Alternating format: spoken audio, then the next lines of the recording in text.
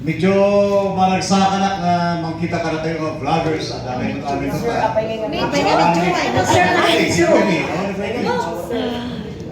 Okay, so good evening, handsome and beautiful vloggers of the Cordilleras.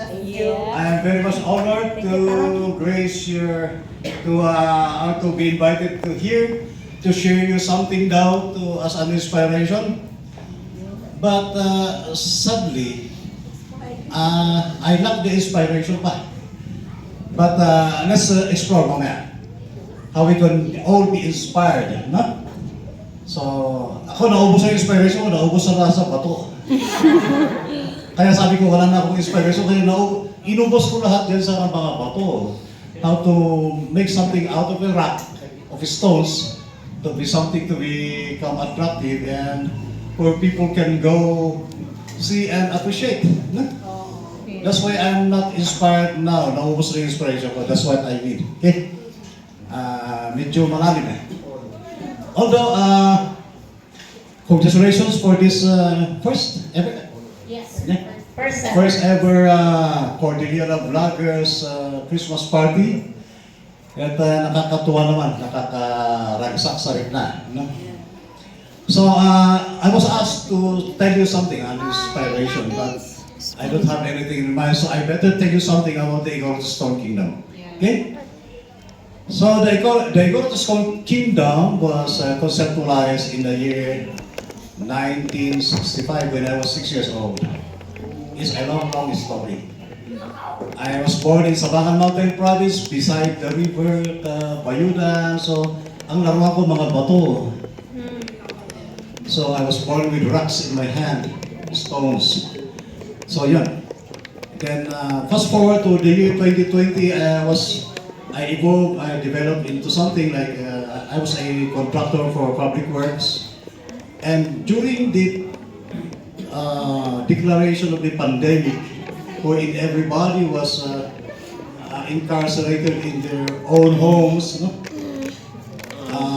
Nawalan ako ng activity because I was a very active person. I have 40 people under my employ, being a contractor. So na-grounded kami, wala akong mapuntahan. So from my home in Fairview, araw-araw ako pupunta rito. And I came here, nakita ko yung tinitinok tong lot na ito. I bought this lot in the year 2020. This is a 1.2 hectares lot in the year 2020. I was 40 years old then when I bought this. So, medyo mura pa noon ng konti. Kaya, nakaya natin bilhin. And then one morning, I was strolling on that creek there and I saw a white carabao. Bakit? Kasi sa lugar ito, maraming carabao. So, nakita ko, it was my first time to see a white carabao. So, nagulat ako, bakit ako tinitingnan ng carabao? So things happen so quickly. Naalala ko yung sabi ng lolo ko, when you see a white carabao, remember this, is a sign, is a very good sign, a good luck sign for us Igorots. You can, if you see a white carabao, it's a sign that you can start on any undertaking or any endeavor. Pwede mo simulan ng business mo, venture, or you can travel. So that's according to our belief. We in the Applied Tribes in the mountain provinces, that's our belief. So I searched myself, ano kaya gusto kong gawin? So naalala ko yung parang kingdom na iniisip ko nung bata ako. Oh, this is my chance to do that. Wala kami ginagawa, so well. So the day after, tinawag yung mga tao namin and we started building all those rocks. Without no plans, no architectural drawings, it's just coming from my mind. I'm just directing and directing. So, my people are asking me, where are the plans? Basta, sundan nyo na. It's all coming from my dream, from an inspiration.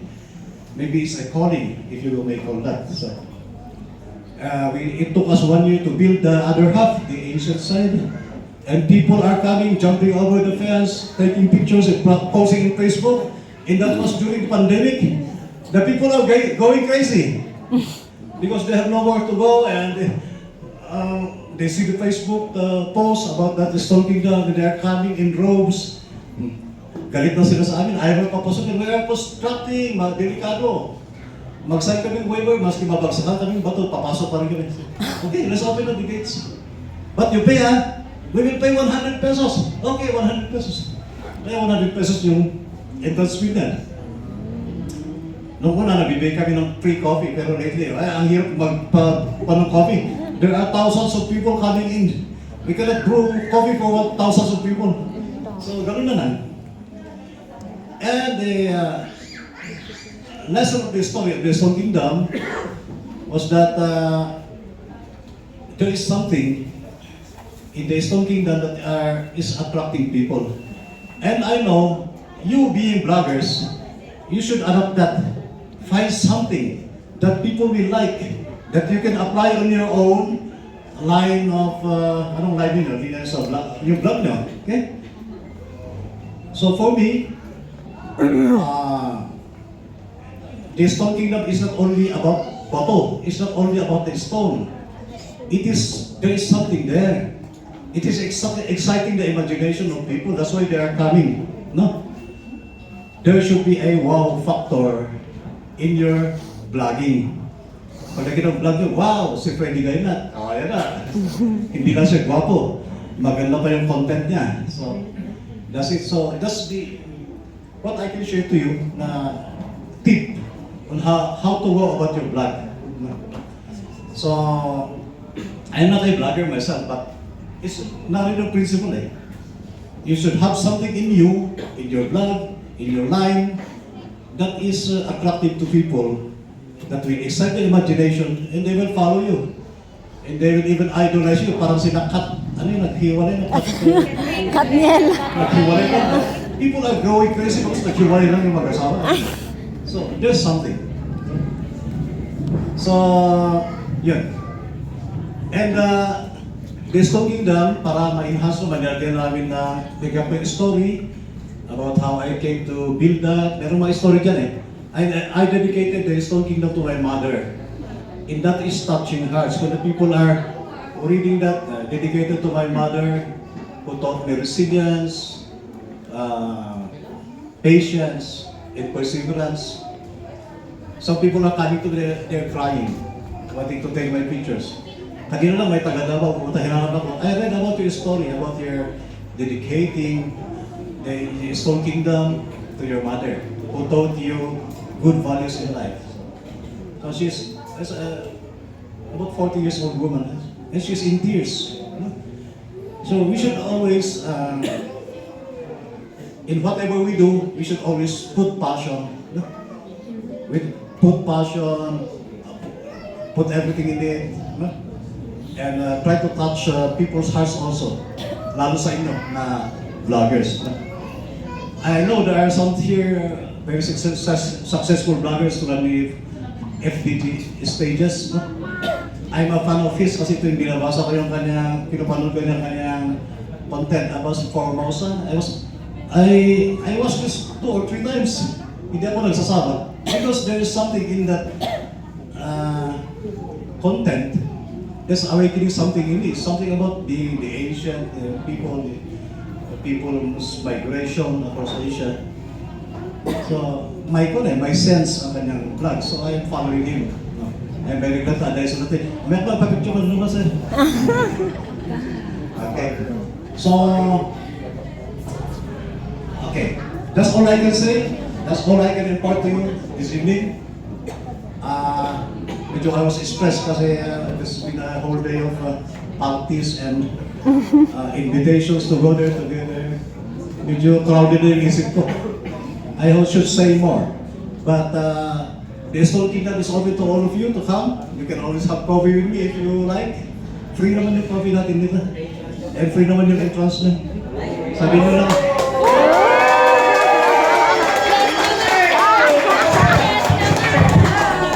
Thank you very much. Bloggers Association ID, you just show it in the...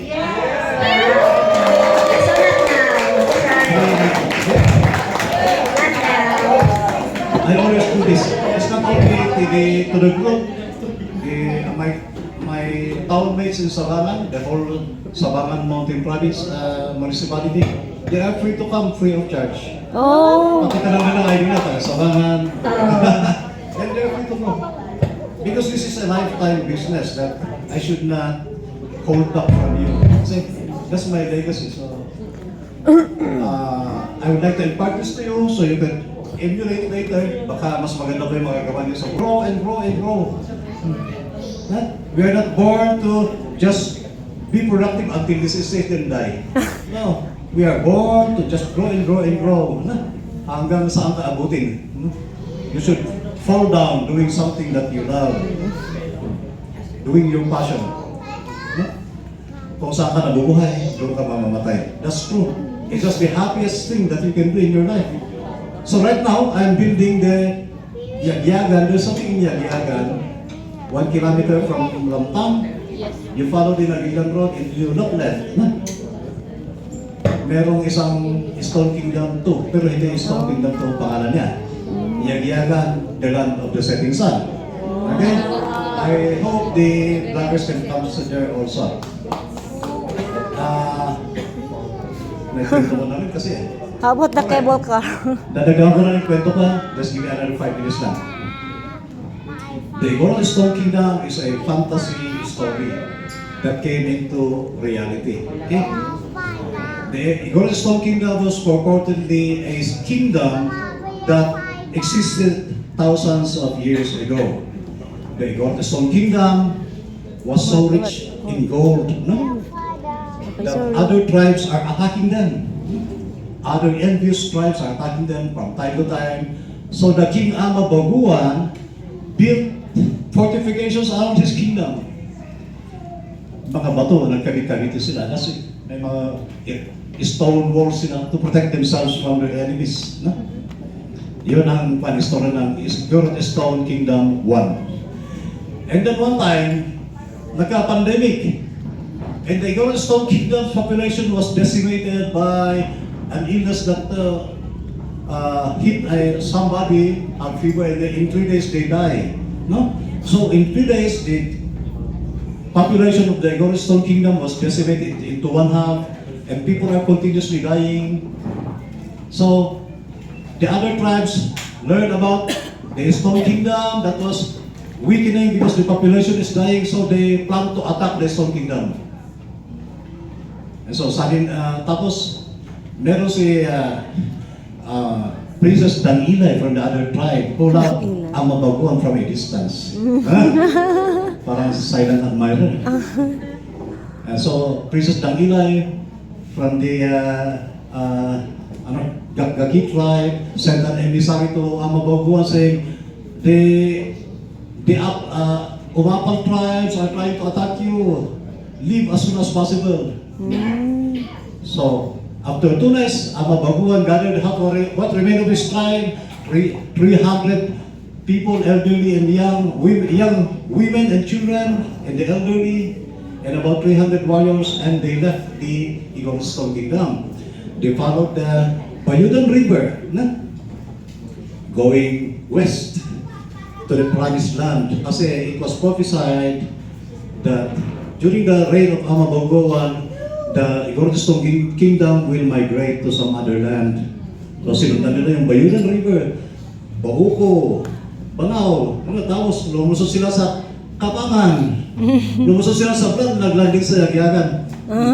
So there is the Igorot Stone Kingdom too. It was prophesied that na sabi ng prophecy sa Igorot Stone Kingdom, sabi niya, find a place where you can build your kingdom, rebuild your kingdom, but hide it from view so that it will never be envied again. So find a place when you see the land where the sun sets, in the land of the setting sun, build that kingdom. So yung kingdom ko yun sa Yagyagan is just built in a little valley. It's hidden from view para hindi na sila kakaingitan ulit. So we are hurriedly building that. Hopefully we can finish that in February. We were delayed kasi of the rains. So that's Yagyagan, the land of the setting sun. Paris, no. And so the Stone Kingdom to, the Yagyagan, the Igor Kingdom that settled in Yagyagan became an empire. Continued the story to eh. Parang fantasy. Gagawin natin local Igorot movie, and I was contacting Freddy Gainat last year yata, pero he's so busy building his coffee shop, and we were never able to get meet up. Anyway, habang nagbo-boil naman yun, naluluto yung istorya, we can finish that soon. No? We can complete the story. Aran Cave. Who amongst you are familiar with the Aran Cave? No? The Aran Cave was the cave of the giants. No? Aran in Hebrew means giant. So yung Aran Cave na yun ay kuweba ng mga giant. Because purportedly, when they were building the Cannon Road 100 years ago, nawawala yung mga Japanese and Chinese workers. And they cannot locate them. So there was a myth that a giant was Eating. abducting them and eating them alive. And that giant is hiding at the Aran Cave. Okay? Luckily, we were able to buy that Aran Cave in 2017, about 6 years ago. I bought the land across the Aran Cave and built now we have 2 buildings there. There's a Virgin Mary there, marker. Saint Padre Pio and Virgin Mary back to back. Sinong Catholic dito? Wala itong Catholic. Ako lang. Dalawa na tayo? Oh my God. What's happening to Catholicism nowadays? Okay. Kasi if you pass by Cannon Road, kung ayaw mo yung panusutin sa Cannon Road, sabihin nyo, punta kami sa Velasco, sa country, panusutin ka ng mga guardia doon sa Camp 7. Hindi sila nagpapapasok eh. And the cable car, sir? How about that? Coming from Manila naman, doon sa Twin Peaks, I come Camp 2, ayaw magpapasok ng polis, ayaw magpapakit ng Cannon. Sabi nyo, punta kami sa Velasco sa country. Doon kami, panusutin na kayo. Kasi nag-donate ako ng isang box na alak kanina doon sa may Christmas party sila kanina sa Tuba. I was, you just tell Velasco sa country. Okay na yan. It's whom you know, not what you know. That is where it applies. No? Yeah. It's whom you know, not what you know. Okay, so the Cannon Road investment that we are doing is the gateway to Aran Cave. So we'll build a hanging bridge going to the Aran Cave. No? So it's staging area. So the name of that place is Gateway to Aran Cave. Kung sino sa inyo na magaling gumawa ng souvenirs, okay kayo mag-supply. Diba kayo parang giant doon. Kahoy o plastic, whatever. Then you can sell that. Everything we do, we can monetize it. No?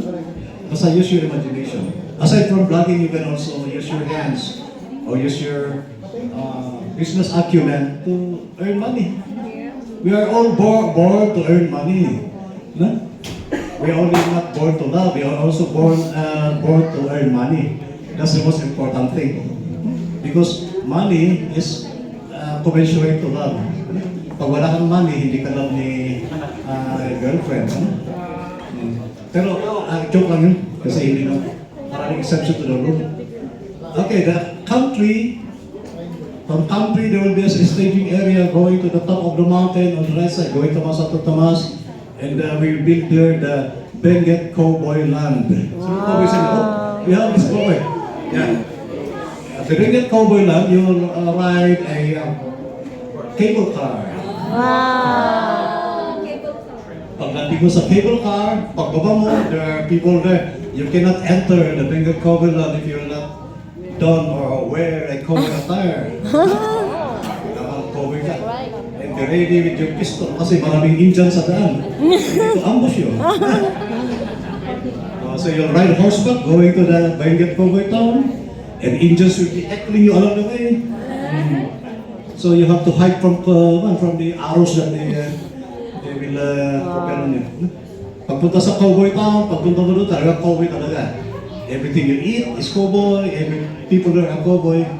So maraming employment ang mga Benguet Cowboys. Na, sa Nakandula, maraming Benguet Cowboy doon eh. Na, mga barbecue doon, lagi mga cowboy. Meron pa mga horse, teka na lang talagang balit. So, we can utilize that. Because ito, vlogging is just like tourism. So vlogging is parang just like tourism in aspect kasi you're pleasing people, you're attracting people to patronize you. It's the same with the tourism. So gamitin natin ang imagination natin para maka-gather tayo ng audience to let that revenue trickling in. Not trickling in, yung zooming in, no? Tatagunan ka niya ng buhay. And that country will become, on the other side of the gateway to Arangke will be a place where revenge of the empire. Revenge of the Igorot Empire. Kasi yung Igorot Kingdom na inoppress ng mga kalaban noong araw, lumaki. No? And they put up adjacent settlements.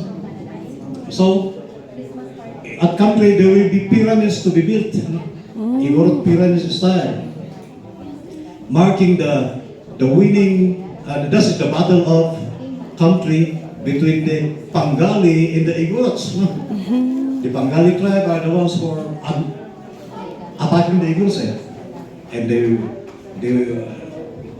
was a battle at country and the Igorots won, and the Igorots built pyramids to commemorate that victory. No? So someday, hopefully by next year, if you go Kenoro, pagling mo sa left side, bakit may parang pyramid doon? Ang lalaki. The first time in Asia yata, or in the Philippines. So that is another tourist spot. So fantasy came to life. So that's what's in my mind. So I inspire you to be like me na dream. I'm already 64 years old. No? Ang dami na masakit sa akin. Maraming masakit yun. Ngayon ako, sciatic na. Pero I keep moving. Physical suffering cannot slow me down. So I hope to see you again, from time to time. Maganda, you're free to enjoy the Stone Kingdom. As I said. Okay. Thank you. So let's continue with the programs. And you're free to come anytime, you vlog, okay lang. You feature the Stone Kingdom, promote your Stone Kingdom. And you're also promoting your vlog. Kasi when people see your post, magkakaroon ka ng audience na extra. Dahil sa Stone Kingdom. So yung appeal ng Stone Kingdom, use it.